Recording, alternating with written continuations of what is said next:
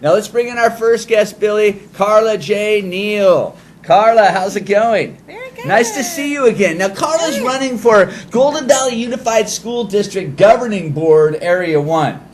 What does that mean? Well, that means that I'll get to help make good decisions for students and for the community.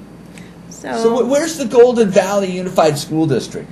We're located in Madera Ranchos, just north of the river. So if you're going into Madera County and then you hang a left at the farm building, the red, white, and blue building, and head about 7 miles, you'll run right into Madera Ranchos in the school district office. So how many schools do you look over? Well, we've got one high school, and we have 2 elementary schools, a middle school, and also an alternative school, the Teen Ranch. And let's see. What's the So Teen I want to Ranch? say that's about What's 4. the Teen Ranch? Well, the Teen Ranch is to help students that have maybe more of a special needs or in the community. So we support everybody in public education, and so we have services that we provide through that district. That What do you sort mean of special needs? Not special needs, but maybe students that have, well, by special needs, I mean, you know, to be honest, I have not actually toured out there, but it's close to my home. So wait a minute, are these kids with learning disabilities or are these kids with social problems? More with social problems at the Teen Ranch. They may have a juvenile record, or they may have... They don't play well with others? Maybe. Right. Yes. So they're people too, and so, you know, in public education, we serve everybody. Okay. So we do have different programs, and I'm learning as I go, to be honest with you, Joe. So I don't have all the answers. It's okay. You can call me Chuck. Chuck. And so, sorry. No, you're learning as you go. Right, I get it. Now, what's your background, Carla? What do you do that makes you the right person for this position?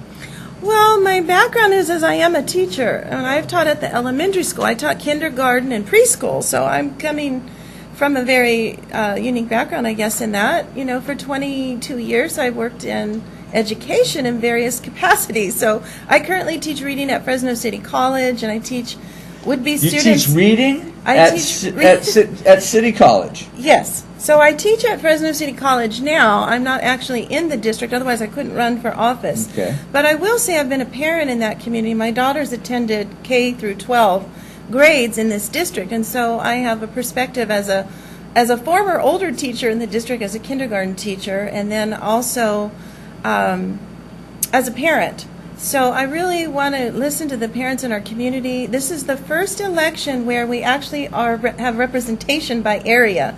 So it used to be you would elect board members at large. You would pick out of 8 people, you'd pick the top 4.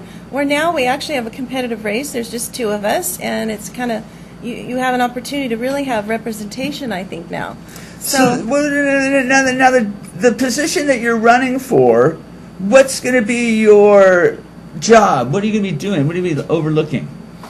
Well, I'm always going to look at and protect public education and the rights of our children in the public to have a free education and a free quality education. So that I will hold dear to my heart always, and that all students get their maximum quality education that's possible, so everybody has a brighter future if we do our jobs right. So I want to make sure. What decision making does your position make? Well, what decisions do you guys make? The school board is in charge of. Well, I think our first protocol is always students. But we also have the parents pay the tax bill, right? Mm-hmm. So we have to make sure, and parents are important too. So I say, students, I think in my brochure here, I say learners first and parents always. Mm-hmm. So, and I think sometimes as a school board member, we really do have to involve everybody, all stakeholders, and teachers as well. So I just want to make sure we include everybody in decisions, and that no one person, students are always in children first. So for me, and what else? I'm a law student, mm-hmm. So I want to make sure that we adhere to our laws, and that they are, that our school district is growing in ways that are very positive. Now, did you grow up in this area? Because this area is different. This I'm going to say that in this school district, there's not one apartment complex. You are very correct, Chuck. Thank you. Yeah, we don't really have multi-family housing in the ranchos. We're quite... These are affluent families. All these families have money. We're quite low density. Now, I would dispute that. As a startup business person, entrepreneur who started a company a number of years ago. Of course, there's some that are going to say they're not. And a single mom. But I guess the ranches is sort of known for having money because we're sprawled out. We've got, we have a lot of our homes are 2.5 acres or half acres. I live on a half an acre, my home myself, so I have a backyard and a front yard. But I have to say it is a lot of work. But ironically, I am working for a higher density in the area in some of the work that I do, mainly because of water and resources. My neighbors we've always been a close group of neighbors in our neighborhood, and I think that's kind of where I'm coming from through I want to just continue that. And as far as, the ranches being a rich area, yes, I think we're a good middle class area. I don't think they're a rich area. I just don't think that there's I don't think that this district might have some of the challenges that some of the districts in Fresno do. Absolutely. Due to poverty. Yes, and I would agree to that. Okay. And then you tell me there's a teen ranch, and I'm like, well, wait a minute. Yeah, we do have a teen ranch. We have some kids that probably have it pretty good. And actually, it's not real public, so I'm trying to find out a lot more about that, to be honest with you. It's kind of back in maybe you can come back and we can talk more about the teen ranch. Okay, that'd be great. Okay? When I'm because I'm interested in knowing, too. Yeah, and I will say this, when I taught there, we had a lot of foster students coming from inner city areas. So, it's not as if...